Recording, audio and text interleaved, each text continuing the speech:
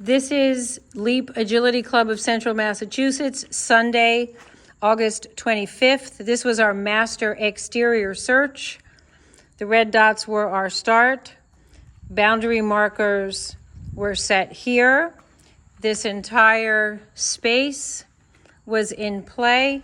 We had boundary markers here as well.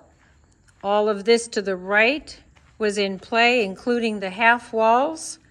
We had a deep, inaccessible hide under the middle of this cart. During the first part of the search, a lot of the odor was concentrating here and dogs were bracketing the front. We then had some shift in the wind and change in the weather, and the odor started to drift as the age of the hide increased, and dogs were starting to catch it on this end. We had a couple of dogs that went under here and sourced it correctly. Basically, anything on this cart, because of how deep the hide was considered to be a yes. From here, the dogs came over. If they were allowed to work close to the wall, they were able to source a hide tucked in the crack of this wooden fence area.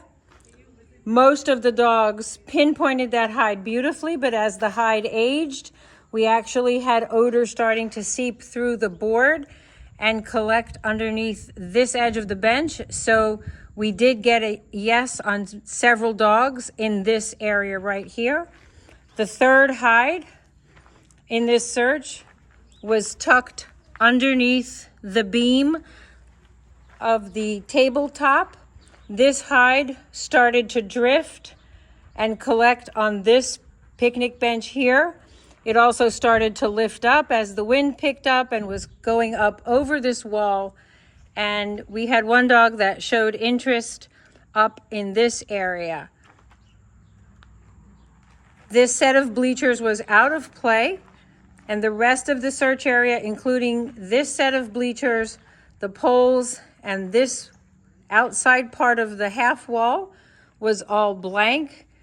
The dogs did a fantastic job knowing when to call finish, making sure they covered their search area, recognizing what inaccessible odor behavior looks like, and believing their dogs when they were working underneath the fence.